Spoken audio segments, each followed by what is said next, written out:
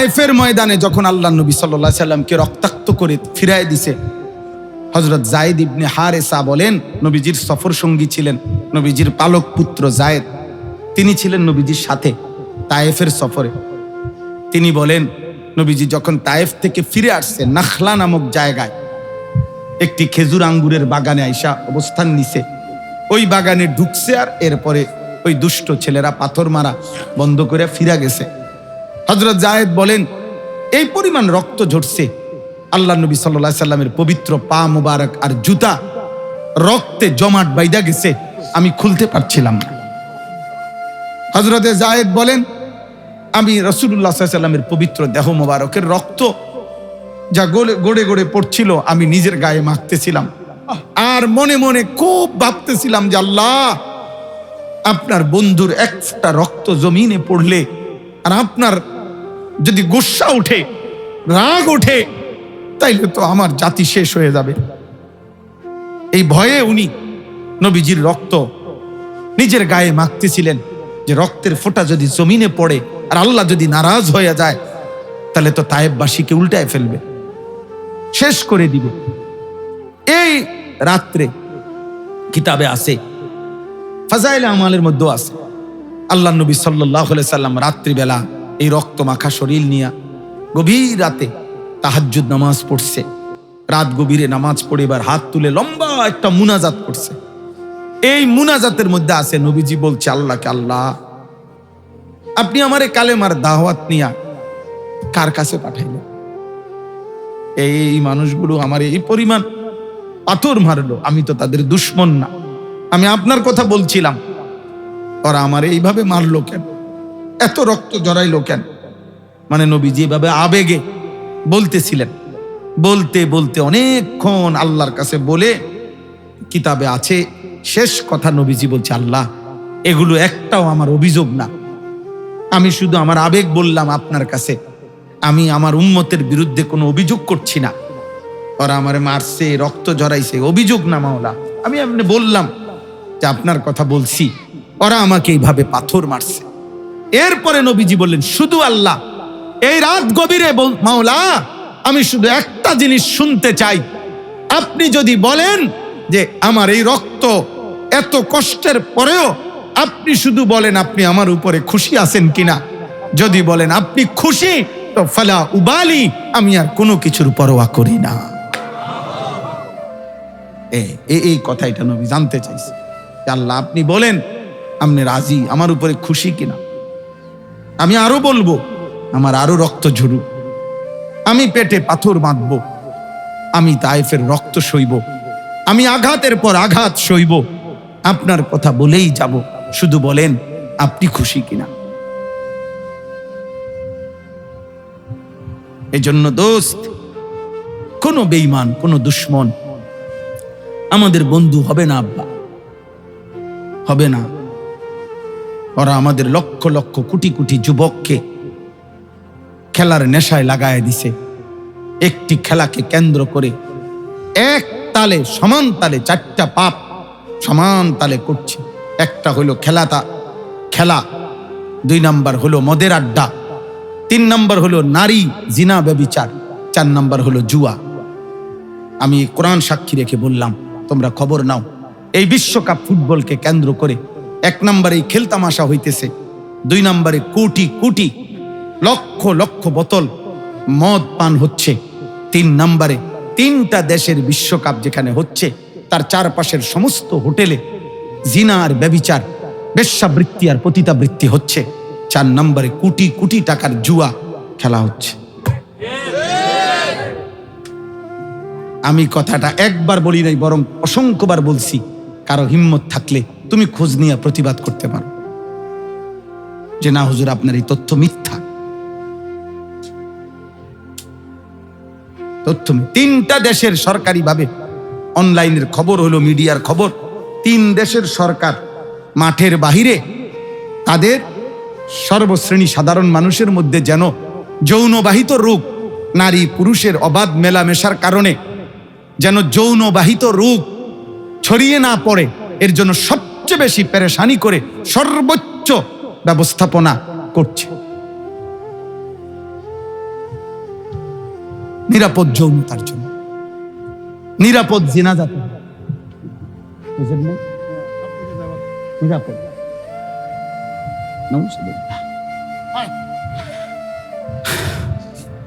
আর তার পিছনে আমাদের সন্তান লাফাইতেছে। কেন লাফায়? কি জন্য লাফায়? উল্লাসের সাথে একটা কাফের দলকে উল্লাসের সাথে তুমি কলিজা দিয়া মহব্বত দিয়ে তো তুমি উল্লাসের সাথে চিৎকার দিয়া উঠছ। যদি মালিক বলে যা ঠিক আছে বান্দা, আমার ইমান আমারে দিয়া দে, যা, আমার ইমান আমি রেখে দিলাম। আমার কাছে আরবি কিতাব আছে তাফসীর, আত-তাফসীরুল মুনীর। ওই তাফসীরের মধ্যে আছে সূরা নূরের তাফসীরে নবীজি বলছে, মান জানা ওয়া শারিবাল খামরা, যে জিনা করে, নারীর সাথে হারাম কাজ করে এবং মদ পান করে, আল্লাহর কসম নবী বলছে, নাজা আল্লাহু মিন কলবিহিল ঈমান, আল্লাহ তার কলিজার থেকে ঈমান খুলে রেখে দেয়। কামা ইয়াখলাউল ইনসানু আল কামিসা মিন রাসিহি, যেমন কোন মানুষ তার গায়ের জামা খুলে ফেলে, গায়ের জামা যেমন খুলে ফেলে, আল্লাহ নবী বলেন সাল্লাল্লাহু আলাইহি সাল্লাম, যে জিনা করে, মদ পান করে, আল্লাহ তার দিল থেকে ঈমানটাকে এভাবে টেনে খুলে ফেলে। আল্লাহ যেন বলে হারামখোর, নাফরমান, আমার ঈমান আমাকে দিয়ে যা, যা এবার, যা এবার বেঈমান, যা এবার নারী দেখ, ছবি দেখ, জিনা কর, বেবিচার কর, মদ খা, জুয়া খেল, যা সর, আমার ঈমান আমাকে দিয়ে দে, লাগবে না, তোর মতো নাফরমান আমার লাগবে না। নাউজুবিল্লাহ। আল্লাহ যদি কারো কাছ থেকে মুখ ফিরিয়ে নেয়, তাকে হেদায়েত দিবে কি? তাকে হেদায়েত দিবে কি? কোরআন শরীফে আছে এটা আয়াত, আফারাআইতা মান ইত্তাখাযা ইলাহাহু হাওয়াহু। আল্লাহ বলে, বন্ধু আপনাকে বলে রাখলাম, যে তার মনের ইচ্ছা মতো চলে, তার মনের ইচ্ছাকেই নিজের খোদা বানায় ফেলছে, যে তার মনে যা চায় তাই, তা আমি তাকে 3টা শাস্তি দেব। কয়টা? 1, ওয়া আদাল্লাহুল্লাহু আলা ইলমিন, একদিন আমি ইচ্ছে করেই, আমি আল্লাহই তাকে পথভ্রষ্ট করে দেব। 2, ওয়া খাতামা আলা সামঈহি ওয়া কলবি, আমি তার কান এবং অন্তরে মোহর মেরে দেব।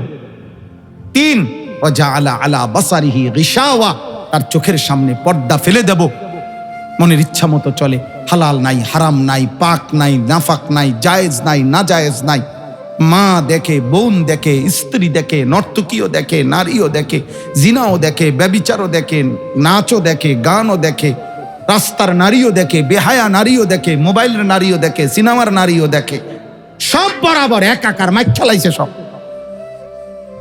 কষ্টের টাকাও নেয়, সুদের টাকাও নেয়, পরিশ্রম করে টাকাও নেয়, সুদেও নেয়, কিস্তিও নেয়, ওজনে কম দিয়েও নেয়, মেহনত কইরাও নেয়, সব বরাবর, হালাল হারাম বরাবর, পাক নাফাক বরাবর। এটাকেই বলে ওই ব্যক্তি যে আসলে মূলত মনের ইচ্ছা মতো চলে। মনের ইচ্ছা মতো চলা মানেই হলো যার কাছে হালাল হারামের কি নাই, পার্থক্য নাই, পাক নাফাকের কি নাই, পার্থক্য নাই, মদও খায়, মধুও খায়, গালিও দেয়, সালামও দেয়, বোঝেন না কথা? বনও খায়, বিড়িও খায়, সব একরকম, পালা কথাও কয়, গালি গালাজও কয়, সব বরাবর, হালাল হারামের কোনো পার্থক্য নেই, সব একরকম, কষ্টও করে, ওজনেও কম দেয়।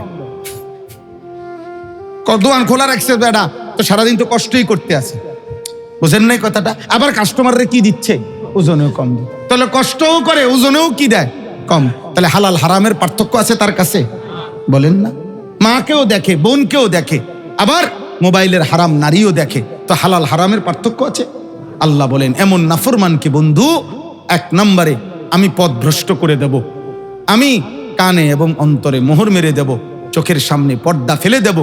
এবার কসম খোদা, এর পরের শব্দ আল্লাহ বলেন, ফামান ইয়াহদিহি মিন বাদিল্লাহ। হে নবী, এবার আপনি বলেন, এই 3টি কাজ করে দিলে এবার আমি আল্লাহকে বাদ দিয়ে একে হেদায়েত দিবে কি? আমি যাকে পথ হারা করে দিলাম তারে পথ দেখাবে। আমি আল্লাহ যার কানে এবং অন্তরে মোহর মেরে দিলাম, এই মোহর ছুড়াইবে কে? আমি যার চোখের সামনে পর্দা ফেলে দিলাম, এই চোখের সামনের পর্দা আমি আল্লাহকে বাদ দিয়া তার চোখের সামনে থেকে পর্দা সরাইবে কে? আছে কেউ? আল্লাহ যদি কোনোটা করে, সেটা আল্লাহ থেকে ভিন্ন কেউ করার সুযোগ আছে? তার বিপরীত কিছু বলো না ভাই। তাইলে অতএব আমি সব সময় বলি, যুবক ছেলেরা নিজের আখলাক, নিজের জিন্দেগি নষ্ট করো না। আর বাবারা উপার্জন করেন যারা, বাপ চাচা, আপনাদের কাছে হাত জোর করে বলি, হারাম রোজগার করে এই সুদ, ঘুষ, কিস্তি, লোন, মিথ্যা, ওজনে কম দেওয়া, হারাম রোজগার করে আল্লাহর দোহাই নিজের আখেরাত এবং সন্তানের আখেরাত বরবাদ করেন না। মনে রাখেন, আপনার আখেরাতও বরবাদ হবে, পরিবারের আখেরাত। লা ইয়াদখুলুল জান্নাতা জাসাদুন গুজিয়া বিল হারাম। নবী সাল্লাল্লাহু আলাইহি সাল্লাম বলছেন, যেই দেহ হারামের উপার্জন দিয়ে বেড়ে ওঠে, রক্ত মাংস বাড়ে, আল্লাহর নবী বলছেন ওই দেহ জান্নাতে যাবে না। ওই দেহ কি যাবে না? জান্নাতে যাবে। ওই দেহ জান্নাতে যাবে। নবী সাল্লাল্লাহু আলাইহি সাল্লাম বলছেন, কেউ যদি কোনো জিনিস 10 টাকা, 10 দিরহাম, ধরে নিলাম 10 টাকা, 10 টাকা দিয়ে কোনো জিনিস ক্রয় করে, অফিহি দিরহামুম মিন হারাম, 1 টাকা যদি সেখান থেকে হারাম হয়, বাকি 9 টাকাও হালাল হয়, খোদার কসম নবী বলছে, যতক্ষণ ওই পণ্য তার কাছে থাকবে, ওই ব্যক্তির কোনো ফরজ কিংবা নফল কোনো ইবাদত কবুল হবে না। কোনো ইবাদত কবুল হবে না, কোনো ইবাদতই কবুল হবে না। দোস্ত আমার, তাহলে বলেন, ফরজ কিংবা নফল কোনো ইবাদতই কবুল হবে। রিফুতের লাগে আপনি হারাম কেন করবেন? কেন? আপনার বলছে কে? আপনাকে আল্লাহও বলে নাই, রাষ্ট্রও বলে নাই, কেউ বলে নাই। আপনার খাচ্ছতার কারণে আপনি সুদ লইছেন। আপনার বলছে কি যে তুমি সুদে হোক, কিস্তিতে হোক, যে ফুতের চাহিদা তোমাকে পূরণ করতেই হবে? এটা রাষ্ট্রের আইন নাকি আল্লাহর আইন? কোনটা? কথা বলেন না কেন? বলেন না। এটা আল্লাহর আইন, এটা রাষ্ট্রের আইন, এটা সামাজিক আইন। তো কি এটা তার মনের চাহিদা হারাম, তার নফসের চাহিদা হারাম, তার মনের খাহেসাত। মানুষের দেখা, দোয়া করেন হুজুর, এখন বিল্ডিং করছি 4টা রুম, ভিতরে বাথরুম 2টা, দুটা বাথরুমে পর্যন্ত টাইলস লাগাইছে। আরে সুবহানাল্লাহ রে, কত বড় নিয়ামত টাইলসের মতে। আরে বাপরে বাপ, টাইলস লাগানো একটা মানে 7 আসমান থেকে নামছে আর কি। টাইলস তো এটা মাটি, কথা বলেন না কেন? টাইলস এটা স্বর্ণ টুকরা, তো এটা তো মাটি। এটা আহামরি কি? এটা আহামরি কিছু বলেন না, বলো না ভাই, এটা কিছু নেই তো। এইটার লেগে এটা কীর্তন হুনান মানুষের, কি বলেন এগুলো? আমি এইবার কোরবানির ঈদের সময় দেখছি এক ভদ্রলোক, ওনার সুন্দর বিল্ডিং, উনি নিচতলায় থাকে, আমার দোতলায় উঠাইছে। তো দোতলায় এক পাশে দেখি একটু অন্ধকার। আমি বললাম, আঙ্কেল এখানে কি? এখানে হুজুর আমি কিছু ছাগল পালি, এগুলা রাখছি। আমি মাশাআল্লাহ, আল্লাহর নিয়ামত, আল্লাহ ইজ্জত দিলে কি না করতে পারে? সবই তো মালিকের ইচ্ছা। মানুষ থাকে নিচতলায়, ছাগল থাকে দোতলায়। অত ইজ্জু মান তাশাউ অত জিল্লু মান তাশাউ। আল্লাহ যাকে ইজ্জত দেয় তারে আল্লাহ দোতলায় উঠে, ছাগল দোতলায়, মানুষ নিচতলায়।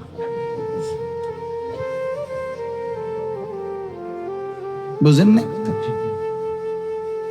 আল্লাহ দিচ্ছে না ইজ্জত ছাগলের। তো বিল্ডিং এর দোতলায় ছাগল থাকে, নিচতলায় মানুষ থাকে, এটা আহামরি কিছু? বলেন না, আহামরি কিছু? আখিরাত। তাহলে আমাদের জিন্দেগি আখিরাত। কোরআনুল কারীমের এই সূরাটি 3টা আয়াত পড়ছে, আমি শুধু তর্জমা বলি অল্প একটু ইনশাআল্লাহ, তাইলেই কথা শেষ। এই 3টি আয়াতের সামনে রেখে মূলত এই সূরাটার নাম হচ্ছে সূরা হুদ। 11 নম্বর পারা, 11 নম্বর সূরা। এই সূরার একটা মূল বৈশিষ্ট্য হলো, পুরা কোরআনুল কারীমের মধ্যে আল্লাহ তাআলা অসংখ্য ব্যক্তি এবং জাতি, ব্যক্তি মানে তো বোঝেন একজন, জাতি মানে সামষ্টিক নাকি? আল্লাহ তাআলা পূর্ববর্তী আমাদের নবী সাল্লাল্লাহু আলাইহি সাল্লামের পূর্বের বহু ব্যক্তিকে এবং বহু জাতিকে আল্লাহ তাআলা সীমালঙ্ঘন এবং পাপ আর নাফরমানের কারণে আল্লাহ তাআলা আযাব দিয়েছেন। তন্মধ্যে 5 জন নবীর কওমকে, পুরা জাতিকে আল্লাহ তাআলা নাফরমানি আর পাপের সীমা লঙ্ঘন করার কারণে আল্লাহ তাআলা চূড়ান্ত আযাব দিয়ে একেবারে গোষ্ঠী শুদ্ধা কোলের বাচ্চা, পেটের বাচ্চা, বুড়া জওয়ান, বেটা বেটি সব শেষ করে দিছে, একসাথে সমান করে ফেলছে। এরকম জাতি পিছনের দিনে আল্লাহ তাআলা আযাব দিছে। এরকম হলো 5টা জাতি। কয়টা জাতি? হযরত নূহ আলাইহিস সালামের কওম, 2 হযরত হুদ আলাইহিস সালামের কওম, 3 সালেহ আলাইহিস সালামের কওম, 4 লূত আলাইহিস সালামের কওম, 5 শুআয়ব আলাইহিস সালামের কওম। এই 5 জন নবীর কওম, এই 5 জন নবীর পুরা সম্প্রদায়কে আল্লাহ তাআলা আযাব দিয়ে ধ্বংস করে দিছে, একেবারে শেষ করে দিছে। কাউকে আল্লাহ তাআলা আসমানি ফেরেশতা এসে চিৎকার দিছে, এক চিৎকারে কান ফাইটা এই 5 জাতির 2 জাতি ভোরে ঘুমন্ত অবস্থায় ফেরেশতার বিকট চিৎকারে ছোট বড় সব শেষ হয়ে গেছে। একটা জাতিকে আল্লাহ তাআলা কওমে লূতকে 7 তবক জমিনের নিচের মাটি উঠাইয়া উল্টাইয়া, উল্টানি দিয়া ফেরেশতা একটা আসার দিছে, আর উপরে পাথরের বৃষ্টি বর্ষণ করে একেবারে জীবন্ত মানুষগুলো সাগর বানায় ফেলছে।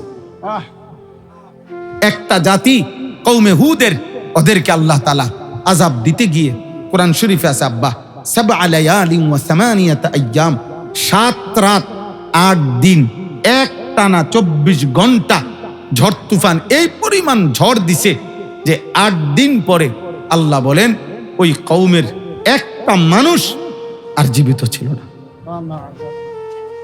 কান্নাহুম আজাযু নাখলিন খাবিয়া ফাতারাল কওমা ফিহা সারআ তুদাম্মিরু কুল্লা শাইইন বিআমরি রাব্বিহা ফাআসবাহু লা ইউরা ইল্লা মাসাকিনুহুম। আল্লাহ বলে ওই জনবসতির পাথরে নির্মিত ঘরগুলো ছাড়া একটা মানুষ জীবিত ছিল। আল্লাহ তাআলা আযাব দিয়েছেন, আল্লাহ তাআলা আযাব দিয়েছেন। এই পুরা কোরআনুল কারীমের মধ্যে বহু সূরার মধ্যে এই 5টা জাতির ঘটনা আল্লাহ তাআলা উল্লেখ করছে। তন্মধ্যে সবচেয়ে বিস্তারিত ব্যাখ্যা করে, লম্বা করে সবচেয়ে বিস্তারিত বর্ণনা করেছেন এই সূরা হুদের মধ্যে। কোরআনুল কারীমের সবচেয়ে বেশি আযাবের বর্ণনা এই সূরা। কোন সূরা? এই সূরা হুদ। এই জন্য তাফসীরের মধ্যে আছে এই সূরা নাজিল হওয়ার, এই হুদ একজন নবীর নাম, এই সূরার নাম যেটা কওমে আদের নবী।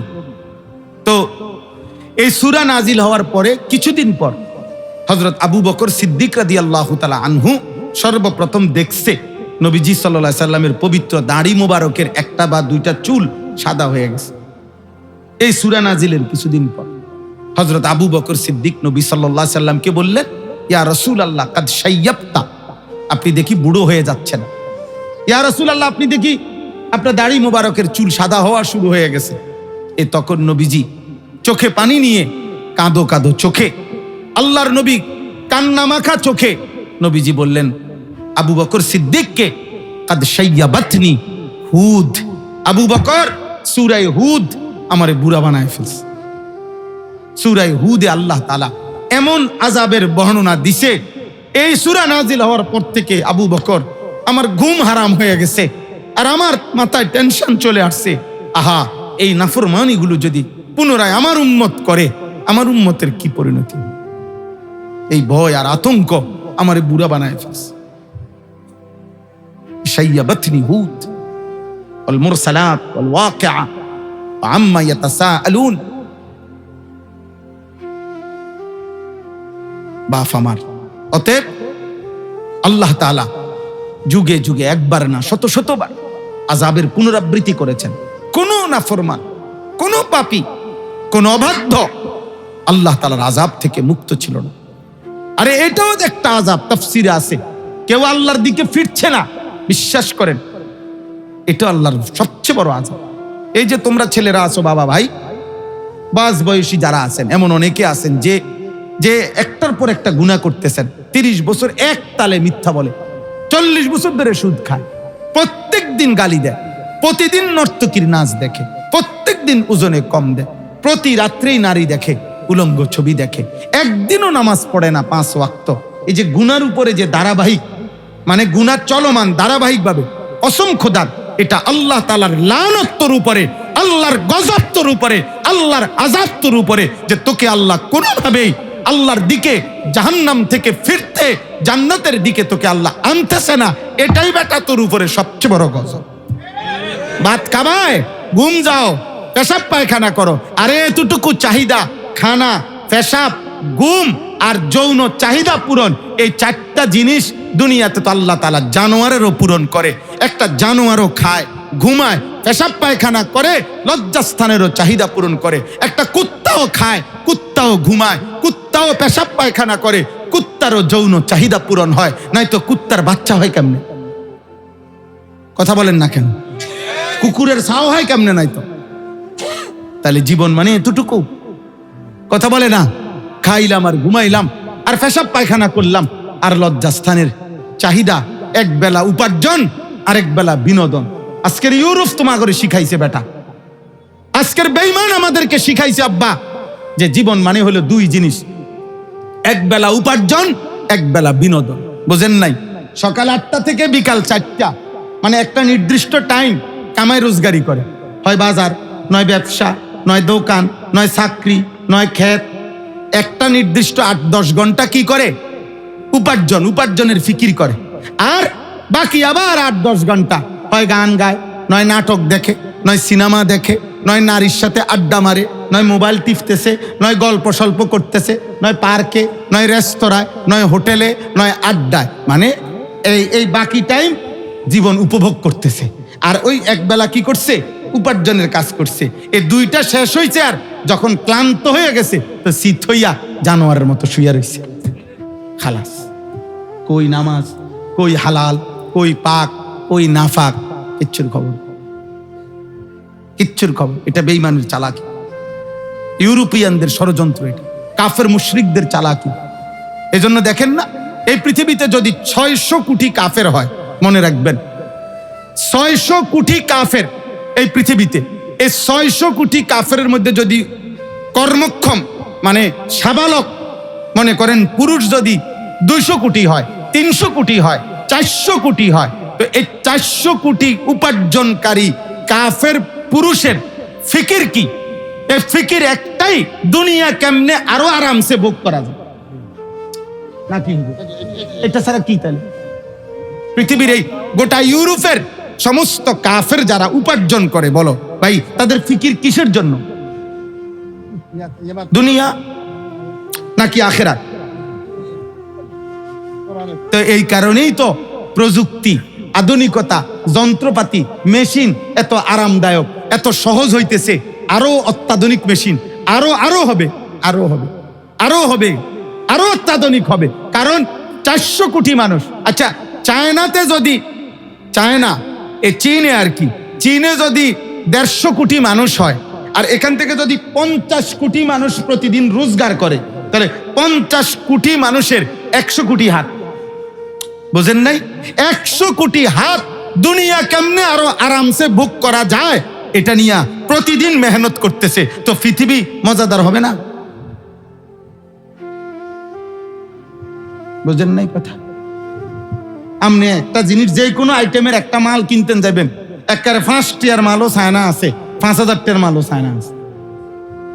তাগতে এরপরেও আমি নিজে পত্রিকায় পড়ছি যে চায়না, ইউরোপে এখনো অসংখ্য নতুন প্রযুক্তি, তাদের ফাইল জমা আছে, শুধু সিরিয়াল আইতেছে না, দেখা নতুন আপডেট দিতে পারতেছে না,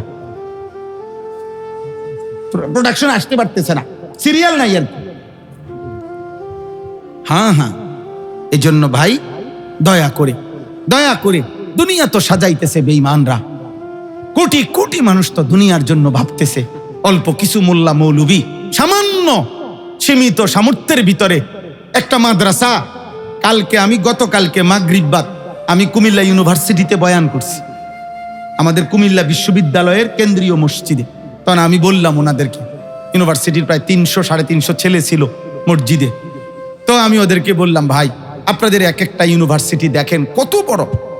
আমি খুলনা ইউনিভার্সিটিতে বয়ান করছি, ওখানে জিজ্ঞাসা করছি আপনাদের ইউনিভার্সিটি কতটুকু জায়গা নিয়ে স্যারদেরকে, বলছে কমপক্ষে 17 একর, মানে 1700 শতক।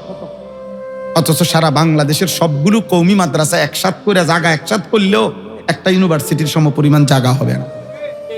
এই সীমিত কদ্দুর জায়গা অল্প কুদ্দুর জায়গার মধ্যে মসজিদ মাদ্রাসা, ঠিক মতো খানা নাই, ঠিক মতো উজু ইস্তেঞ্জার জায়গা নাই, বোর্ডিংয়ের খানা কত বেলা থাইকা যায় বাকি নাই, নাই টাকা পয়সার কত টানা হেসরার ভিতরেও অল্প কিছু মোল্লা মৌলবী আলেম দ্বীন মালিকের রহমের আশায়, আখেরাতের আশায় আপনাদের দুয়ারে দুয়ারে কালেমার কথা বলছে, আখেরাতের কথা বলছে, আপনাদের সন্তানদেরকে দিন শিখাচ্ছে। আপনাদের কাছ থেকে একটা 6 বছরের বাচ্চা নেয় আর আপনাদেরকে আলহামদুলিল্লাহ আল্লাহর দয়ায় 11 বছর হইতে হইতে হাফেজে কোরআন বানাইয়া আপনাদের বাড়িতে ফেরত পাঠায়। এই শুকর কেমনে আদায় করবেন? এই শুকর কেমনে আদায় করবেন? অল্প কিছু দুষ্ট নজর পড়ে গেছে, এই জন্য অল্প কিছু আল্লাহদ্রোহী বেঈমান মুশরিকদের 5 গোলাম মাদ্রাসার বিরুদ্ধে ষড়যন্ত্র করছে। মাদ্রাসা দ্বীনের বিরুদ্ধে, আল্লাহর বিরুদ্ধে, ইসলামের বিরুদ্ধে, সম্পূর্ণ অনুপযুক্ত। আলেম না, এলেম নাই, কোরআন সুন্নাহর ন্যূনতম কোনো জ্ঞান নাই, কোনো পড়াশোনা নাই, চুল চেহারা লেবাস পোশাক নিজেদের আশপাশের চলাফেরার মধ্যে ইসলামের কোনো চিহ্ন নাই, নারী পুরুষ অবাধে চলাফেরা করছে। এমন মানুষ যদি নিজেদেরকে তাওহীদের দল বলে, আল্লাহর দল বলে, এর চাইতে বড় গোমরাহি আর কি হইতে পারে বলেন? এই জন্য এই মুহূর্তে 91 বাতিল, 91 বেঈমান, 91 মুশরিক, 91 শিরককারী দল হিজবুত তাওহীদ নামে সারা বাংলাদেশের ইমানদারদেরকে ধোঁকা দেওয়ার জন্য মাঠে ময়দানে উঠে পড়ে লেগেছে। ইমানদারের সন্তান যুবক দোস্ত আমার, শুধু টাকার প্রলোভন আর সম্পদের প্রলোভন দিয়ে ইমান যেন না হারাই। আমি একটু আগেও বলছি, বজরা মাহফিলে বয়ান করছি মাগরিবের পরে, আমি বলছি মুসলমানের যুবক প্রয়োজনে পেটে পাথর বাঁধো, কিন্তু ইমান হারায়ও না, আল্লাহ হারায়ও না, সেজদাকে ভুলে যায়ও না, কোন বেঈমানের খপ্পরে পড়ো না। এদেশের লক্ষ কোটি উলামায়ে কেরাম, এদেশের লাখো উলামায়ে কেরাম বলছে হিজবুত তাওহীদ একটি কাফের কুফরি দল। আমরাও এটা মনে করি, আমরা এটা মাঠে ময়দানে আমরা বলবো ইনশাআল্লাহ। বলেন ইনশাআল্লাহ। আগামী আগস্ট মাসের 3 তারিখ নোয়াখালী জেলা স্কুল ময়দানে সকাল 10টা থেকে বিকাল আসর পর্যন্ত বাংলাদেশের এই 5টা জেলা নোয়াখালী, লক্ষ্মীপুর, ফেনী, কুমিল্লা, চাঁদপুর, এই 5 জেলার উলামায়ে কেরামের তত্ত্বাবধানে আপনাদের এই নোয়াখালী জেলা স্কুল ময়দানে 3 আগস্ট রোজ সোমবার সকাল 10টা থেকে আসর পর্যন্ত হিজবুত তাওহীদের এই বেঈমানদের বিরুদ্ধে সম্মেলন হবে ইনশাআল্লাহ। এই সোমবার এটার ফয়সালা হয়েছে, আমরাও ছিলাম সেই ফয়সালাতে আলহামদুলিল্লাহ। ও ভুল জায়গায় হাত দিছে, আমি পরিষ্কার বলছি। সেদিন এদের এই গুরু, নাটের গুরুর নাম হচ্ছে সেলিম। আমি বলছি, সেলিম তুমি ভুল জায়গায়, তুমি তোমার আস্তানা গাড়বার জন্য নোয়াখালীকে পছন্দ করেছ, অথচ তুমি জানো না বাংলাদেশের ইতিহাস এটা।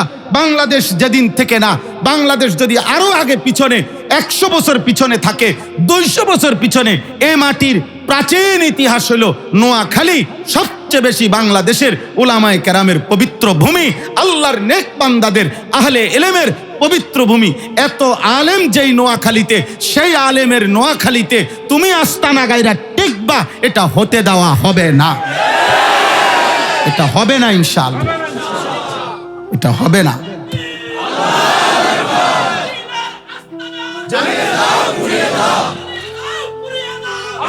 এটা মনে রাখবেন। বলো যুবক, কয় তারিখ বলো? 3 আগস্ট বলো, জোরে বলো, আবার বলো। রোজ সোমবার সকাল 10টা বিকাল 4টা ইনশাআল্লাহ। কোথায় হবে? নোয়াখালী জেলা স্কুল ময়দানে ইনশাআল্লাহ। আমরা কুমিল্লা থেকেও আসবো ইনশাআল্লাহ। আমি বলছি, ষড়যন্ত্র করলো নির্দিষ্ট সময় মরে যাবো, ষড়যন্ত্র না করলেও নির্দিষ্ট সময় মরে যাবো। আসলে যে যায় ষড়যন্ত্র করে, সময় কদ্দুর পার হয়ে যাবো আমার।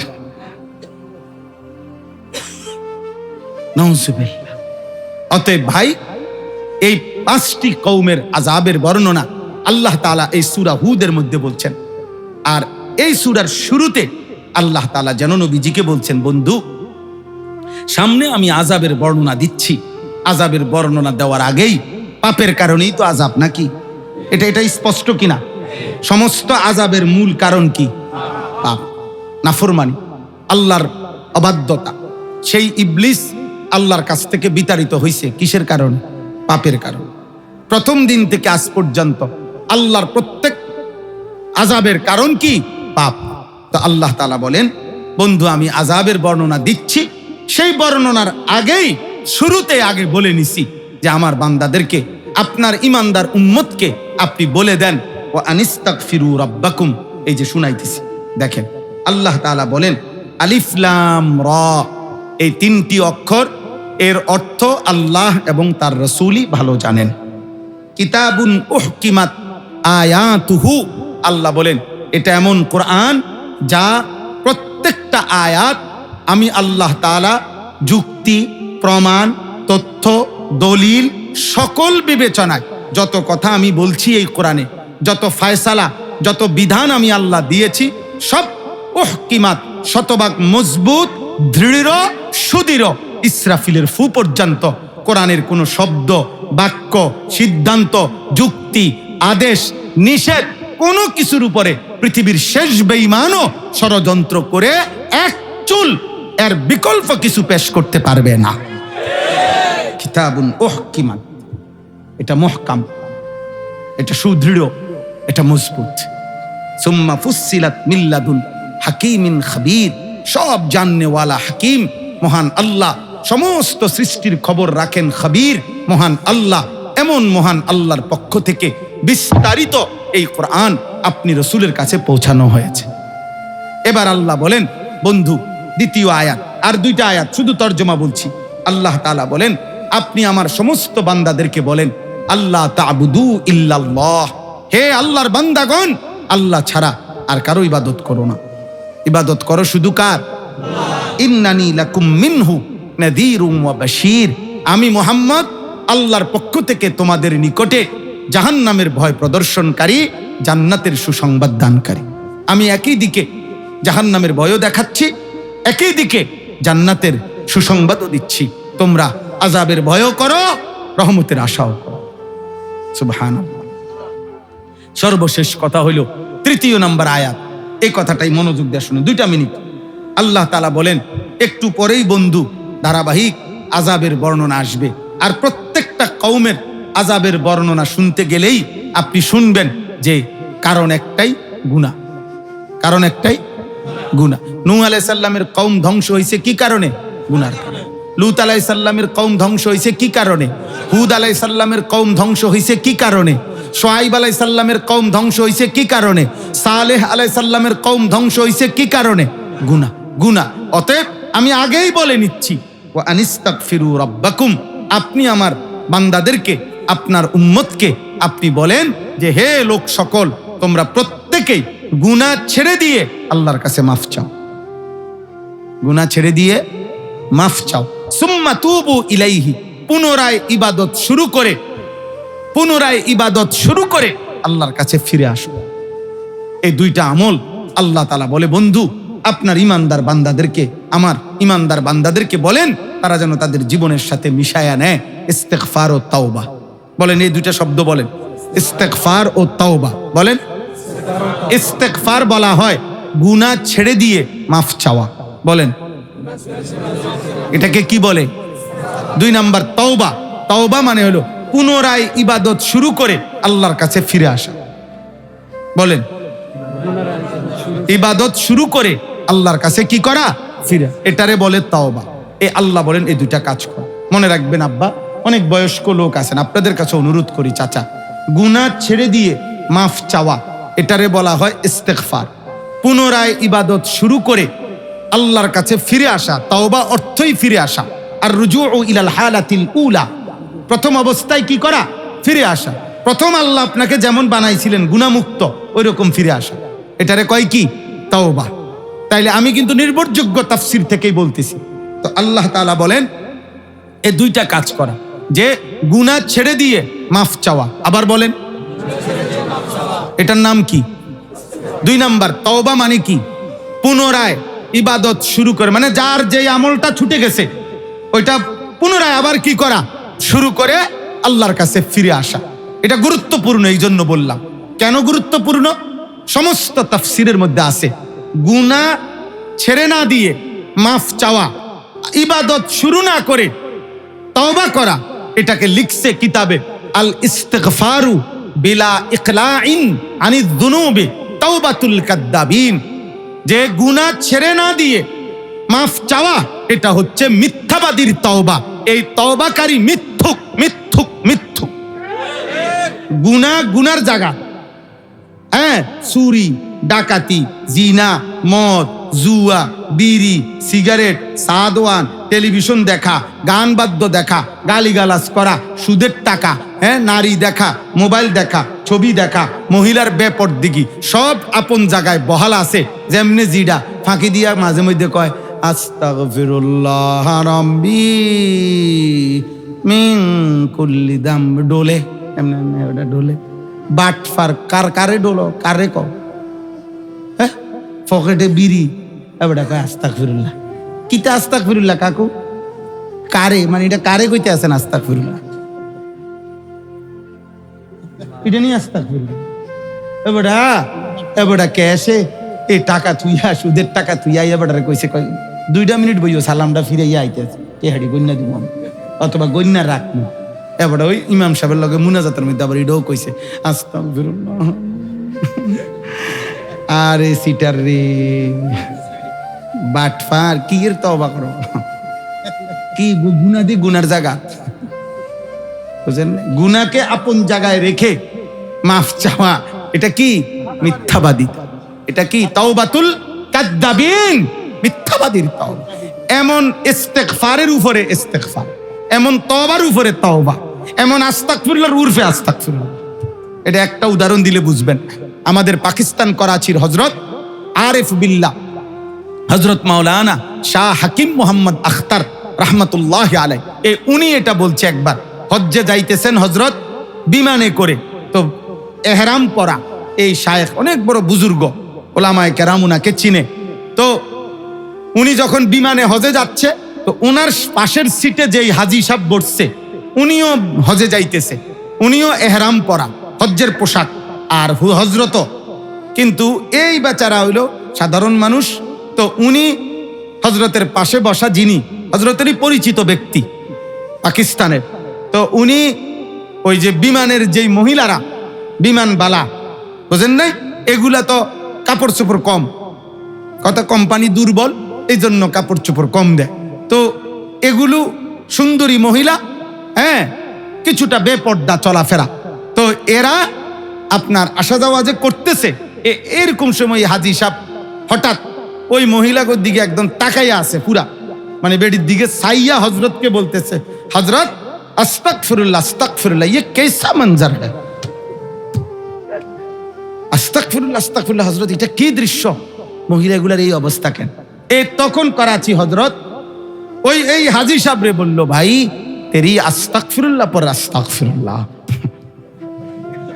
তোমার আস্তাগফিরুল্লাহর উপরে আস্তাগফিরুল্লাহ, ये कैसा আস্তাগফিরুল্লাহ, তুমি তো তাকাইয়াই আছো বেডির দিকে, পুরা সাইয়া রইছ, সাইয়া সাইয়া কয় আস্তাগফিরুল্লাহ। তখন হযরত বললেন, আরে ভাই পহলে তো নজর হটাও ফির আস্তাগফিরুল্লাহ পড়ো। আগে তো কি সরাও, আগে তো চোখ সরাও, এরপরে না কইবা কি আস্তাগফিরুল্লাহ, বেডির দিকে সাইয়া নিয়ে আস্তাগফিরুল্লাহ। অনেক দেখবেন অনেক মাঝ বয়সী লোক সাদওয়ানের টেলিভিশনের দিকে তাকাইয়া তাকাইয়া কয় আস্তাগফিরুল্লাহ আস্তাগফিরুল্লাহ। কি শুরু হইলো ও দেশটার মধ্যে, আপনি বুঝছেন না কাকা, এই যেটি সাইতে আছেন এটি শুরু হয়েছে, আমনের আস্তাগফিরুল্লাহর রূপে আস্তাগফিরুল্লাহ। তাইলে সোজা হিসাব, ইস্তেগফার মানে কি বলেন? গুনাহ ছেড়ে দিয়ে মাফ চাওয়া, বলেন না গুনাহ। তাওবা মানে কি? পুনরায় ইবাদত শুরু করে আল্লাহর কাছে ফিরে আসা। আবার বলতে হবে না, এটা কইতে হবে না, ছুটি নেই, ছুটি নেই। ইস্তেগফার মানে কি বলেন? আর তওবা মানে কি? পুনরায় আমল শুরু করে আল্লাহর কাছে, পুনরায় আমল মাফ চাইয়া, গুনাহ ছেড়ে দিয়ে মাফ চেয়ে নিয়ে আবার ইবাদত শুরু করিলেই আপনার তওবা হইছে। এবার মালিক ইচ্ছে করলে ইনশাআল্লাহ পুরো জিন্দেগীর গুনাহ মাফ করে দিবে ইনশাআল্লাহ, ইনশাআল্লাহ। আল্লাহ কবুল করেন। ইউমাত্তিউকুম মাতাআন হাসানান ইলা আজালিম মুসাম্মা। এই শেষ কথা হলো, আল্লাহ বলে, বান্দা যদি সঠিকভাবে ইস্তেগফার করো, তাওবা করো, আমি আল্লাহ ওয়াদা দিলাম তোমাকে 2টা পুরস্কার দেব। কয়টা পুরস্কার? এক, তোমাকে আমি আল্লাহ বাকিটুকু হায়াত, তুমি যে কয়দিন বাঁচবা, ইলা আজালিম মুসাম্মা, ইলাল মাউত, তোমার মৃত্যু পর্যন্ত দুনিয়াতে আমি আল্লাহ তাআলা তোমার সমস্ত প্রয়োজনীয় উপকরণ মাতাআন হাসানান, সর্বোত্তম পবিত্র হালাল বস্তু দ্বারা আমি তোমার প্রয়োজন পূরণ করে দেব। আমি সব চাহিদা পূরণ করব, তবে হালাল দ্বারা, পবিত্র দ্বারা। তুমি আমার হয়ে থাকো, আমার কাছে থাকো, তুমি আমার কাছে থাকো। তুমি গুনাহ করো না বান্দা, তুমি অন্যদিকে যাইও না, আমাকে নিয়ে থাকো, আমার সাথে থাকো, আমি আল্লাহর কাছে থাকো, আমাকে নিয়ে থাকো, আমাকে সেজদা দিয়ে থাকো, আমি আল্লাহর গোলামি করতে থাকো। আমি ওয়াদা দিলাম হালাল দ্বারা, পবিত্র বস্তু দ্বারা আমি তোমার দুনিয়ার প্রয়োজন বাকিটা হায়াত পূরণ করে দেব। নারীর চাহিদা, নওজোয়ান, খোদার কসম, আল্লাহকে নিয়ে থাকো, গুনাহ থেকে ফিরে থাকো। আল্লাহ তাআলা বলেন, বান্দা আমি পবিত্র স্ত্রী দ্বারা তোমার হালাল চাহিদা আমি পূরণ করে দেব। বেশ্যা লাগবে না, পতিতা লাগবে না, নর্তকী লাগবে না, মোবাইলের উলঙ্গ নারী লাগবে না, রাস্তার বেহায়া নারী লাগবে না। আল্লাহ ওয়াদা দিছে, আমার দিকে ফিরে আসো, আমি হালাল পবিত্র স্ত্রী দ্বারা চাহিদা পূরণ করে দেব। টাকা দরকার বান্দা, আমি টাকার চাহিদা পূরণ করব। সুদ লাগবে না, কিস্তি লাগবে না, ঘুষ লাগবে না, লোন লাগবে না, ওজনে কম দিতে হবে না, 2 নম্বরই করতে হবে না, পবিত্র টাকা দিয়েই আমি প্রয়োজন পূরণ করে দেব। সব চাহিদা মাতাআন হাসানা, কি দিয়ে? হালাল পবিত্র বস্তু দিয়ে আমি আল্লাহ তোমার প্রয়োজনীয় উপকরণ দিয়ে দেব। আর দ্বিতীয় পুরস্কার, ওয়ায়ুতি কুল্লাযী ফাদলিন ফাদলাহ। আল্লাহ তাআলা বলেন, প্রত্যেক আমলওয়ালাকে তার প্রতিটা আমলের বিনিময়ে আমি আল্লাহ তাআলা সর্বোচ্চ অনুগ্রহ জান্নাত দিয়ে দেব।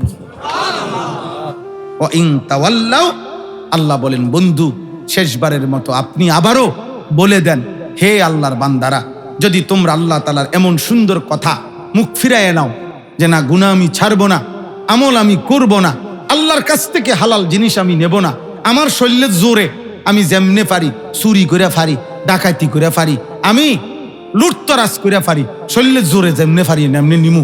আল্লাহ বলেন, যদি মুখ ফিরাই আনেন তা আপনি বলেন, ফাইন্নী আখাফু আলাইকুম আযাবা ইয়াউমিন কাবীর, নিশ্চয়ই আমি রাসূল, আমি মুহাম্মদ সাল্লাল্লাহু আলাইহি সাল্লাম আল্লাহর পক্ষ থেকে তোমাদের জন্য কিয়ামত দিবসের আযাবের বড় ভয় করছি। উম্মত, তোমাদেরকে আযাব ঘিরে ধরবে, তোমাদেরকে আযাব ঘিরে ধরবে।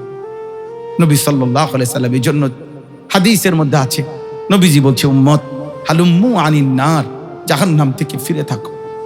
আখিযুন বিহুজাজিকুম আনিন নার, নবীজি বলছে, উম্মত আমি মৃত্যু পর্যন্ত চেয়েছি আমার একটা একটা উম্মতকে কোমরে জড়াইয়া ধইরা টেনে টেনে হলেও জাহান্নাম থেকে বাঁচাইতে, জাহান্নাম থেকে বাঁচাই। কি পরিমাণ কাঁদছে, কি পরিমাণ কাঁদছে না। ফালাআল্লাকা বাখিউন নাফসাক, এ পরিমাণ জমিনে নবী কাঁদছে যে আরশ আজিম থেকে মহান আল্লাহ নবীজিকে বলছে, আয়াত নাজিল করে জিব্রাইল পাঠাই, বন্ধু যেভাবে কাঁদতেছেন উম্মতের পেরেশানিতে, আপনি তো মরে যাবেন, আপনি একটু বিশ্রাম করেন। নবীজিকে বিশ্রাম করতে বলছে আল্লাহ, থামতে বলছে, আপনি কি মরে যাবেন? প্রিয় ভাই, চলেন আলহামদুলিল্লাহ এই মোবারক মাহফিল, আমাদের একটা নওজোয়ান ছেলে আছে, ছেলেটার নাম কি? আমগো কি নাম? সাগর। ও অনেক মহব্বত করে। আমি আমার মাদ্রাসায় প্রত্যেক 3 মাস পর পর, 2 মাস পর পর, আমাদের মাদ্রাসা, আমার কুমিল্লা ক্যান্টনমেন্ট ময়নামতি সাহেবের বাজার একটা মাদ্রাসা আছে আমার, আলহামদুলিল্লাহ হেদায়েতুন নাহু পর্যন্ত জামাত, নুরানি, নাজেরা, হিফস, 534 জন ছাত্র আছে এবছর, সব ছেলে, একজনও মেয়ে নাই। তো 34 জন শিক্ষক কর্মচারী আছে আলহামদুলিল্লাহ। তো ওই মাদ্রাসায় আমার একটা জিন্দিগির স্বপ্ন, দিবানিশি আমি মুসলিম কিশোর যুবক নওজোয়ানদেরকে নিয়ে একটু বেশি ফিকির করি। আমার আশা ওরা দিন শিখবে, আল্লাহ চিনবে, স্কুলে পড়ুক, কলেজে পড়ুক, ইউনিভার্সিটিতে পড়ুক, যে যেখানেই পড়ুক অসুবিধা নাই, আল্লাহ চিনুক, কোরআন পড়ুক, দিন শিখুক। একটু একটু সময় যদি, যার যেটুকু সময় আছে এটুকু সময় যদি আল্লাহর দিন শিখে, কোরআন শিখে, ওযু নামাজ শিখে, তাইলেও আখেরাতের মুক্তির জন্য কিছুটা আগায় যাবে। এই আশা নিয়ে আমি আমার মাদ্রাসায় প্রতি 3 মাস পর পর 2 মাস 3